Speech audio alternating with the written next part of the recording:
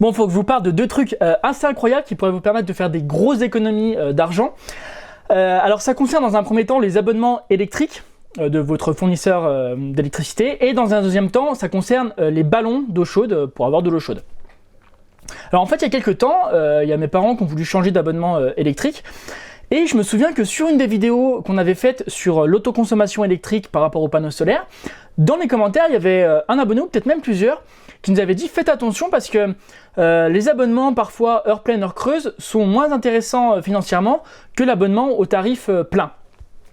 Et donc j'avais ça en tête, et quand mes parents ont voulu changer, je me suis dit tiens, je vais faire les calculs avec leur dernière facture pour voir si effectivement si c'était plus avantageux d'être en heure pleine, heure creuse ou d'être en tarif normal. Le principe heure pleine, heure creuse, pour ceux qui ne connaissent pas, je pense qu'il n'y en a pas beaucoup, mais bon, c'est qu'il y a des horaires où l'électricité au kilowattheure est moins chère, et généralement c'est principalement la nuit. Et par contre, en journée, l'électricité est un petit peu plus chère que le tarif normal de base. Donc ça, c'est une option qu'on choisit quand on souscrit chez le fournisseur d'électricité. Et donc moi, depuis tout petit, mes parents sont en heure pleine, heure creuse. Je me souviens que petit, mes parents disaient fais pas ça tomber maintenant, il faut attendre le soir parce que ça coûte moins cher. Je sais que ma mère, quand elle achète un lave-vaisselle ou ce genre de choses, la première truc qu'elle regarde, c'est si elle peut le programmer pour le faire tourner sur les heures creuses. Donc voilà, mes parents, c'est des gens qui font très attention à ça pour des raisons économiques. Et là, c'était intéressant de regarder, et donc j'ai pris leurs 3 dernières factures, et chaque facture c'était sur 2 mois, donc ça représentait à peu près 6 mois de leur consommation. Et sur 2 des factures, c'était moins avantageux d'être en tarif heure creuse, heure pleine qu'en tarif normal. Et sur une des factures, alors c'était plus intéressant d'être en tarif heure creuse, heure pleine, mais c'était plus intéressant à peut-être 1 euro, 2 euros maximum. Et au final, c'est pas mal de contraintes quand même, de devoir faire attention de faire tourner les appareils un maximum sur ces périodes-là, pour au final gagner quelques centimes, quelques dizaines de centimes sur l'année peut-être, voire que ça soit à perte en fait, même si on fait attention comme mes parents. Et donc ça fait un moment que j'ai ça en tête, et notamment quand j'ai refait les calculs de mes parents. Et là je me suis dit, avant de vous faire la vidéo, et je vais demander à quelqu'un de me donner ses dernières factures sur 1 an pour que ce soit plus représentatif que sur 6 mois, et je vais regarder comment on fait. Et je vais vous montrer du coup ma procédure pour que vous puissiez le faire. Et donc là par exemple sur le site d'Engie, quand on va sur l'onglet Ma Conso, on peut voir tout en bas télécharger l'historique de la consommation, et donc ça télécharge un fichier au format Excel qu'on peut ouvrir, et il y a les différents relevés avec le détail heure pleine, heure creuse. Donc moi j'ai pris ce fichier là, je l'ai un peu modifié pour ajouter quelques formules pour avoir les calculs et qu'on puisse comparer. Donc j'ai mis les tarifs par rapport au contrat que la personne là avait souscrit, donc heure pleine, heure creuse, elle c'était. Donc j'ai mis les tarifs du kilowattheure en heure pleine et en heure creuse, et là j'ai rajouté les colonnes pour faire les différents calculs. Et donc là, les prix que j'ai là correspondent bien à ce que la personne a payé. Et ensuite, j'ai fait le calcul en partant du principe qu'elle avait un abonnement en tarif de base, donc le prix du kilowattheure tout le temps le même sur la journée. Enfin, journée et nuit. Et en fait, ce qui est intéressant, c'est que sur 1 an, il n'y a pas une seule fois où c'était plus intéressant d'être en heure pleine, heure creuse. Alors, ça ne joue pas à 10-15 euros près, hein.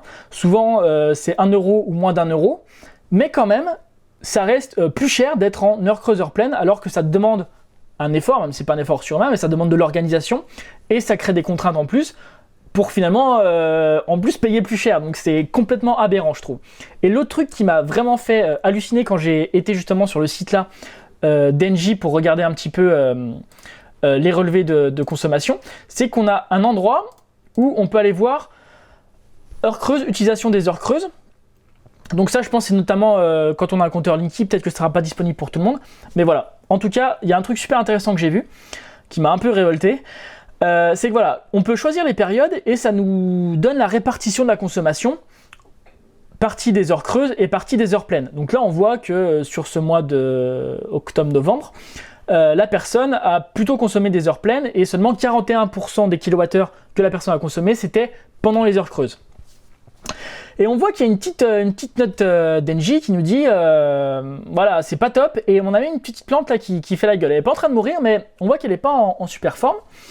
Et ce qui est intéressant, c'est que si on regarde des périodes qui sont mieux, alors je crois qu'il y a celle-ci là, voilà, là 56% en heure creuse. Donc une majorité de l'électricité a été consommée sur des périodes d'heures creuses. Et là, on voit déjà que la petite plante, elle a le sourire, elle va bien. Et attention, Engie nous dit, on est bluffé quoi. Et vous maîtrisez votre énergie à la perfection. Donc quand on voit ça, on se dit, bah, si on a à peu près à 56% de consommation en heure creuse, c'est qu'on fait bien, c'est que le contrat, l'abonnement qu'on a pris, il vaut le coup. Et en plus, il y a un petit côté que je trouve trompeur sur la plante, là, ça nous fait croire que c'est écologique, alors qu'en fait, bah non, parce que premièrement, on a consommé la même quantité d'électricité. Si on a consommé la nuit, c'était pas d'électricité solaire. Donc voilà, bref, après ça, c'est d'autres questions sur le nucléaire et tout ça qui seront le sujet d'une autre vidéo, mais en tout cas, je vois pas de rapport direct entre la partie écologique et le fait qu'on consomme en heure pleine et en heure creuse. C'est surtout un avantage financier, et là, l'avantage financier, on l'a pas, même quand on est à 56%. Donc j'ai regardé la période qui correspond dans le tableau, 56%, donc c'est la période ici, et on voit que même quand LG nous dit qu'il est bluffé, eh bien ça reste plus cher. Donc là, on est à 11 centimes de différence, ce qui n'est pas énorme, mais ça reste 11 centimes de plus à payer parce qu'on a choisi le tarif heure creuse, heure pleine. Et c'est ultra trompeur de dire vous maîtrisez parfaitement votre énergie. Ça sous-entend que eh ben, cet abonnement-là est avantageux alors que non, il ne l'est toujours pas. Et donc, d'après les calculs que j'ai faits, c'est autour de 60%. En fait, il faut être la plupart du temps au-dessus de 60% de consommation d'électricité pendant les périodes d'heure creuse pour que ça soit financièrement intéressant d'opter pour ce forfait-là. Surtout qu'il faut savoir que le forfait heure creuse pour la même puissance, hein, le forfait heure creuse est plus cher que le forfait classique. Il n'y a pas une grosse différence, je crois que c'est moins d'1 euro, mais quand même, c'est un petit peu plus cher. Et donc en fait, on se retrouve à payer plus cher pour avoir plus de contraintes, et pour au final que même en faisant très attention et en atteignant 56% de consommation en heure creuse, eh bien ça revienne quand même plus cher que le tarif normal. Donc voilà, moi je trouve ça assez aberrant, et pour moi, Engie devrait tous les ans, enfin même tous les fournisseurs qui proposent ce type de tarif-là, devraient à la fin d'année ou à la fin de période dire, bah voilà, sur cette année vous avez consommé tant d'heures en heure creuse, tant d'heures en heure pleine, et du coup, bah en fait c'est pas avantageux pour vous, vous devriez changer de forfait et plutôt passer sur ce forfait-là qui vous correspond mieux par rapport à votre façon de consommer l'électricité. Donc ça c'est le premier truc qui m'a un peu moi marqué et qui m'a, voilà, je me suis dit, je m'y attendais pas parce que moi, depuis tout petit, dans mes parents et même autour de moi, voilà, c'était intéressant d'avoir ce système d'heure pleine, heure creuse. Même quand j'ai fait l'installation électrique, il y a des gens qui me disaient de bien faire attention de mettre les contacteurs heure pleine, heure creuse pour pouvoir piloter notamment le ballon d'eau chaude aux périodes les moins chères. Et en fait, tout ça, là, j'ai l'impression que c'est maintenant, peut-être qu'à une époque c'était intéressant, mais en tout cas, depuis quelques années, là, ça l'est plus du tout.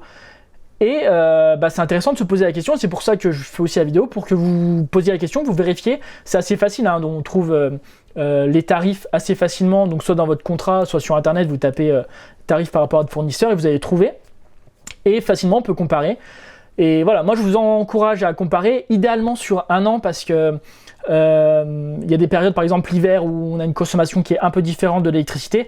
Donc voilà, sur un an c'est assez représentatif. Et tout ça, ça m'a amené à une deuxième réflexion, cette histoire des heures pleines heure creuse, parce que du coup je me suis dit, en fait le tarif heure pleine heure creuse, il a plus beaucoup de sens. Et du coup, si ce tarif heure pleine heure creuse a plus beaucoup de sens, il y a un autre truc qui a plus beaucoup de sens, c'est l'utilisation de chauffe-eau à accumulation, de cumulus ou de ballons d'eau chaude. Donc un ballon de 200-300 litres qu'on va chauffer, et donc généralement on le chauffe la nuit sur le tarif des heures creuses pour que ça coûte moins cher. Et ensuite on peut utiliser l'eau qui est stockée chaude toute la journée sans que ça consomme, sur l'instant où on consomme l'eau chaude, de l'électricité. Donc ça paraît avantageux financièrement, mais en fait, quand on fait quelques calculs et quelques réflexions, ça semble pas si avantageux que ça. Déjà parce que ce qu'il faut savoir, c'est qu'un ballon d'eau chaude, quand on va stocker de l'eau chaude à 65 degrés, dans un ballon, il va y avoir des pertes, et ces pertes-là, ça va faire que même si on consomme pas d'eau, il va quand même falloir que la résistance électrique, elle tourne un petit peu, régulièrement, pour maintenir l'eau à la bonne température. Et donc ça, c'est des pertes. Et ces pertes-là, on les trouve assez facilement dans les documentations constructeurs. Je pense que c'est obligatoire de les indiquer. Mais voilà, sur la plupart des ballons d'eau chaude, c'est écrit. Et après, tous les ballons d'eau chaude ont à peu près les mêmes pertes, hein, parce que c'est à peu près le même isolant qui est utilisé. Et donc, en gros, ces pertes-là, pour un ballon de 300 litres, c'est autour de 2 kWh par jour. Donc 2 kWh, c'est à peu près 30 centimes d'euros. Donc tous les jours, même si vous ne consommez pas d'eau chaude, mais que votre ballon est en route, eh ben, il y a 30 centimes d'électricité qui vont être consommés pour pouvoir maintenir l'eau à la bonne température. Et en fait, c'est énorme parce que ces 30 centimes déjà, on voit que c'est quasiment l'ordre de grandeur de différence heure pleine et tarif normal. Et puis surtout, sur un an, on est autour de 100 euros. Et là, on est autour de 100 euros, donc pour un ballon de 300 litres, peut-être qu'il y a des gens qui ont des ballons plus petits de 100 litres ou de 200 litres, mais il faut savoir que c'est ça dans le cas où le ballon il est dans un environnement à 20 degrés, donc à l'intérieur d'une maison. Mais si dans un garage où il fait 5 degrés, voire moins en hiver, eh bien les pertes elles vont être plus importantes. Donc au lieu de 100 euros, ça sera peut-être 140 euros. Donc c'est pas négligeable du tout. Et du coup, moi je me dis, en fait, il y a vraiment pas d'intérêt à stocker cette eau chaude pendant longtemps à haute température, surtout que l'eau est stockée à 65 degrés.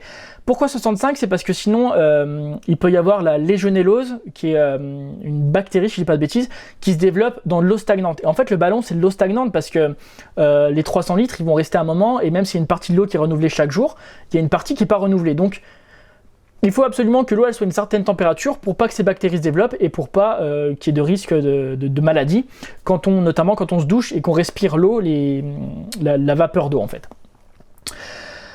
Le problème c'est que en fait on va chauffer de l'eau à 65 degrés, mais on va quasiment jamais s'en servir à 65 degrés parce que 65 degrés c'est super chaud et on peut pas se laver avec de l'eau à 65 degrés, c'est trop chaud. Donc en fait c'est plutôt autour de 40 degrés qu'on va se laver. Et donc l'eau chaude elle est chauffée à 65 degrés et après on y met de l'eau froide pour qu'elle revienne à 40 degrés et pour qu'on puisse se doucher et que ça soit agréable. Et donc c'est un peu aberrant, moi ça me paraît une perte d'énergie assez énorme. Et donc pour éviter ça, une solution ça serait d'utiliser un chauffe-eau électrique instantané. Et donc là le principe c'est, au lieu de chauffer un gros réservoir d'eau, en fait l'eau elle va passer à travers des résistances. Et en fait, c'est juste le fait de passer à travers ces résistances-là qui va la chauffer et qui va permettre de l'amener autour de 40 degrés. Là, on n'aura pas besoin d'aller à 65 parce qu'elle arrive du réseau l'eau, donc elle est déjà elle est potable, elle n'a pas de bactéries, pas de petites choses comme ça. Donc on n'a pas besoin de la chauffer trop, on la chauffe juste ce qui est nécessaire pour se doucher à la bonne température. Et l'avantage, du coup, c'est qu'il n'y a pas de stockage, donc il n'y a pas de pertes qui sont liées au stockage. L'autre avantage, c'est qu'il n'y a pas d'histoire de dimensionnement du ballon, parce qu'en fait, on va toujours chauffer que ce qu'on consomme. Voilà, si c'est une journée où il y a juste 2 personnes à la maison qui vont prendre une petite douche, ça va chauffer que cette eau-là. Et puis si, comme moi, c'est le cas, parce que nous on est une grande famille, donc on était 6 quand on était petits, et donc à 6, en fait, mais avec un gros ballon d'eau chaude, il y a un moment où il n'y a plus assez d'eau chaude pour tout le monde. Donc les derniers qui passent à la douche, souvent c'est pas très agréable parce qu'ils commencent à avoir de l'eau tiède, voire froide. Et là, il n'y a pas ce problème, même si on est 10 dans la maison, l'eau elle va chauffer, en fait tant qu'elle passe dans la résistance et tant que cette résistance du chauffe-eau instantané est allumée, on va avoir de l'eau chaude pour tout le monde. Et les jours où il n'y a personne à la maison, ou les jours où on part 2-3 jours en week-end, il n'y a pas ce problème-là d'eau qui a été chauffée pour rien, ou d'eau qui est maintenue à une température pour rien. Donc même à ce niveau-là, économiquement, je trouve que c'est intéressant, et au niveau du confort, c'est intéressant aussi. Alors il y a un inconvénient à ça que je vois, il y en a peut-être d'autres que je vois pas et c'est pour ça que je vous en parle, vous allez peut-être me dire dans les commentaires, mais un des inconvénients que je vois, c'est que du coup, sur un ballon classique, les résistances elles vont pas être extrêmement puissantes. En fait, souvent ça va être autour de 2 kWh, et ça va être suffisant pour chauffer pendant toute la nuit de l'eau et l'amener, même à grand volume, à la bonne température. Mais par contre, quand on veut avoir de l'eau en instantané, l'eau elle va pas être très longtemps en contact avec la résistance. Donc il faut que la résistance elle soit plus chaude, et donc en gros, il faut que la résistance elle ait une puissance un peu plus élevée.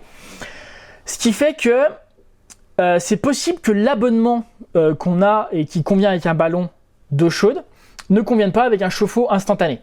Donc ça veut dire qu'il faudrait prendre un abonnement un peu plus cher qui permette de tirer plus de puissance à certains moments.